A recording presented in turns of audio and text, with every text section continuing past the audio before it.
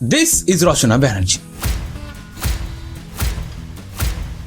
যাকে তোমাদের মধ্যে অনেকেই দিদি নাম্বার ওয়ান হিসেবে চেনো, কিংবা অনেকেই তার বাংলা ফিল্ম ইন্ডাস্ট্রিতে এত বছর ধরে দিয়ে আসা একের পর এক হিট ছবির জন্য, আবার কেউ কেউ তাকে একজন এমপি হিসেবে চেনো। বাট তুমি এটা জানলে অবাক হবে যে রচনা ব্যানার্জি হলো একমাত্র বাংলা অভিনেত্রী যিনি অমিতাভ বচ্চনের সাথে কাজ করেছেন।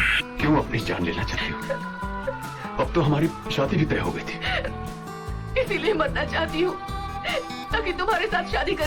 কিংবা তিনি প্রায় এক দশকেরও বেশি সময় ধরে দিদি নাম্বার ওয়ান শো এর সাথে যুক্ত থাকায় মানুষ তাকেই দিদি নাম্বার ওয়ান বলতে শুরু করেছিল। নমস্কার, ওয়েলকাম টু দিদি নাম্বার ওয়ান সিজন 8। সবাইকে আমরা ওয়েলকাম জানাচ্ছি, সবাই আসুন। একদিকে এমপি পদ, অন্যদিকে এত বড় একটা শো, আর সিনেমা তো রয়েছে। সবকিছু মিলিয়ে সাধারণ মানুষের ভালোবাসা এবং সম্মান দুটোই পাচ্ছিলেন তিনি। বাট তার এই ভালো সময় যেন বেশি দিন স্থায়ী হলো না, কারণ রিসেন্টলি তুমি যদি সোশ্যাল মিডিয়াতে একটু অ্যাক্টিভ থেকে থাকো তাহলে রচনা ব্যানার্জির বেশ কিছু ভাইরাল ইন্টারভিউ নিশ্চয়ই তোমার চোখে পড়েছে, যেখানে তিনি বাংলায় টিএমসির হারের পর বাকি অ্যাক্টরদের মতো টিএমসির লোকেদের নিন্দা করছেন অ্যান্ড বলছেন যদি আগে থেকে তিনি জানতেন যে দলের মধ্যে এরকম চোর ছ্যাচর ভর্তি তাহলে কখনোই তিনি দলে আসতেন না। আমরা বাকরুদ্ধ। আমি বাকিদেরটা জানি না সুচরিতা, বাট আমি জানতাম না এর মধ্যে এত নোংরামি লুকিয়েছিল দলটার মধ্যে।